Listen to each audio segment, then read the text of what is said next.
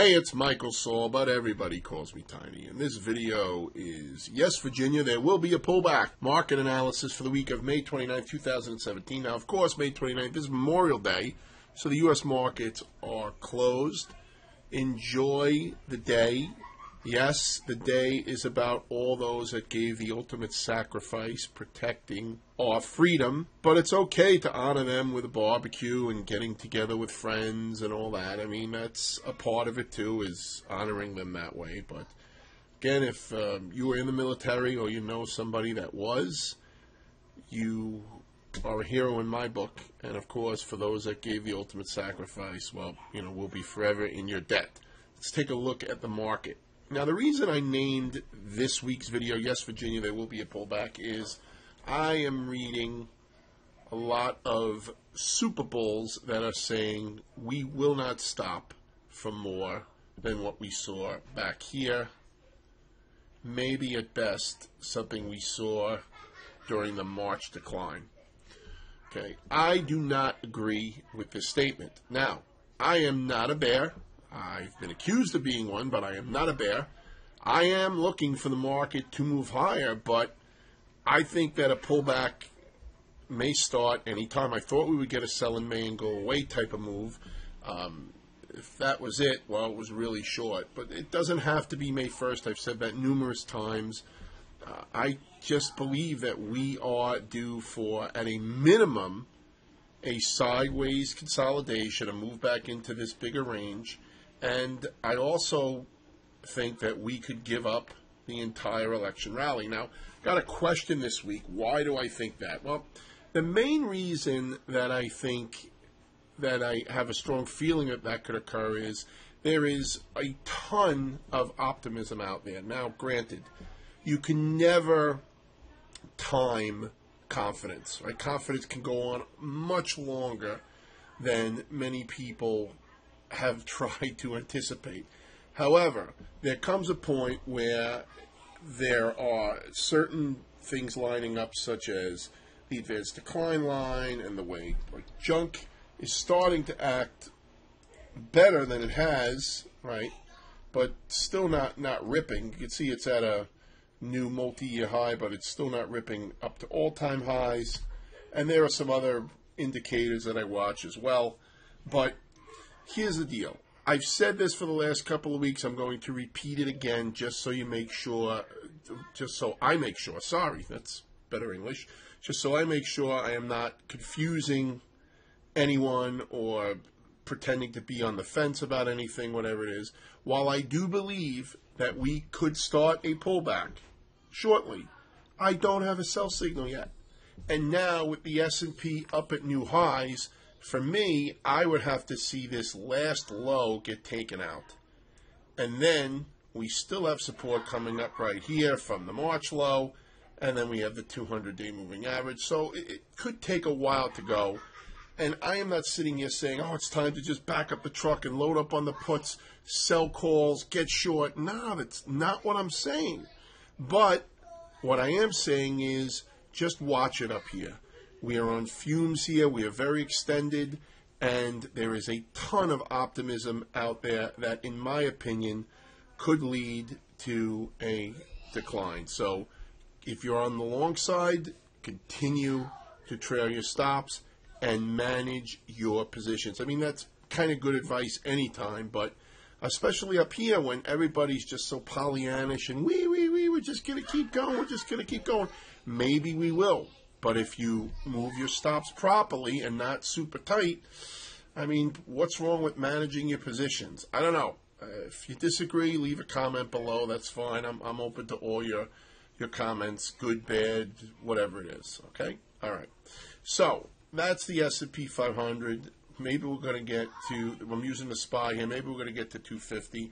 Support comes at the March high up here at 240.32, and then we have this low over here from May.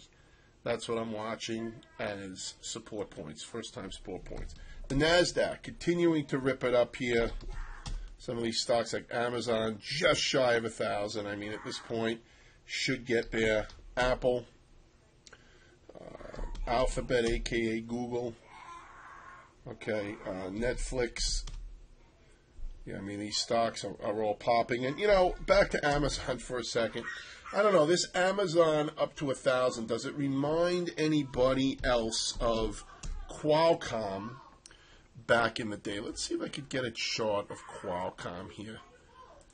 Back in the day. There it is. I remember it's split, but Qualcomm was going for 1,000 also. And, yeah, I think it just hit 1,000, and that was the top of that stock.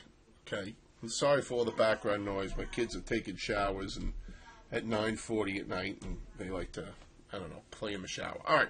Anyway, so there's Amazon, and wouldn't it be odd if this runs Qualcomm? Right? Because Qualcomm, everybody was talking about it, and now everybody's, you know, it's in everything and all the phones and all. Wouldn't it be funny if Amazon hit that 1,000 mark and that was the top for Amazon? I don't think that's the case. I don't know if anybody here watches Scott Galloway's channel, but if you do, he is just so awesome. He's the marketing guy at NYU Stern, and I mean, his stuff on Amazon and Apple and everything is just fantastic. Okay, definitely something to watch. I think his L2 Inc. is the channel, but it's really great. All right, let's look at the Russell. Still lagging here. Okay, so it's still lagging. It's more sideways than anything. Here's the mid-cap, sideways also. Here's the diamonds. Not yet at new highs. Is this a divergence to worry about? Yeah, I don't think so. I'm not a big believer in the Dow leading. Here's the semiconductors up at highs. Clad tanker, wow, nice out of this triangle here. NVIDIA pushed up to 145 and then rejected. Here's ADI, looks like it wants to hit its high. Here's MU, looks like it wants to hit its high. Here's Intel, back above the 200 and the 50-day moving average, but not really going great. Here's another one of the reasons why I don't trust the upside. Again, no short signal. I just don't trust the upside here. Look at the banks. Banks are forming a head and shoulders, or in the spirit of a head and shoulders pattern. The deal is even if this was a true head and shoulders, the measured move is only down to about 79. It's only down to about there, right, if you're doing the neckline to the head. But there's the banks. Here's Bank of America. Here's JP Morgan.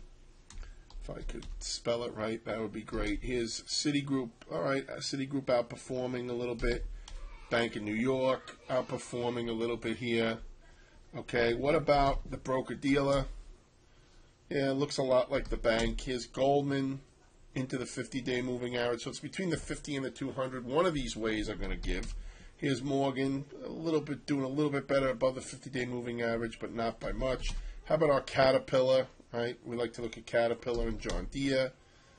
Both two nice, strong ones there. How about gold? Yeah, so gold is, in my opinion, still messy. Is the miners under the 200-day moving average? It's still messy here. Yeah, overall you're in a downtrend, but right here you have the forming of a coil, the formation of a coil starting. Sorry. Okay, let's look at oil. So oil with the bounce off of this really kind of lame trend line. It's not really great. Don't forget we have the July 4th seasonal date. The July 4th date as a seasonal high usually for oil. But, you know, it doesn't mean it has to come in there, not at all. But it's pretty sloppy here. It's pretty sloppy. So that's USO. Then finally bonds. Yeah, I mean, coiled up here. So TLT looks like it could go. Got the 200-day moving average coming down at a pretty good angle here that may step in as resistance. So let's recap now that the kids are quieter. They're not quiet, they're just quieter. S&P at new all-time highs. No sell signal here, but we're running on fumes in my opinion. Lots of divergences up here with some internals. Remember, a strong trend can rip right through that. I do not have a short signal, but to think that there won't be a pullback, I think is just completely I think it's insane, and it is the true definition of insane. Keep doing the same things over and over, expecting a different result. If I was shorting coming in every week, no, it's time to short, no, it's time, then that would be insanity. Okay, but it's the same thing, thinking that the market's just going to go straight up here. Yeah, it's gone straight up for a while. Maybe we're going to get to 250 on the SPY here before a pullback sets in, but I would be watching this carefully here. There's an aggressive short if the March highs get taken out, right here, the March 1st highs, if they get taken out, that's an aggressive short. The May lows are still aggressive, but more conservative than that. And then you have just your basic support levels. But right now, if you're long, trail stops, manage the long side here. Questions? Tiny@attackthemarkets.com. I will be happy to answer any questions that you have. Join up the list for intra-week updates at attackthemarkets.com. It is free. Sign up now. Takes 2 seconds. I will link you. Well, I will not link you. I will give you the link. Well, I just gave you the link, but I will give you the link on the screen. Wow. On the end slide of this video. All right. Talk to you next week or intra-week if you are a member of the email list. Have a great Memorial Day and a great trading week.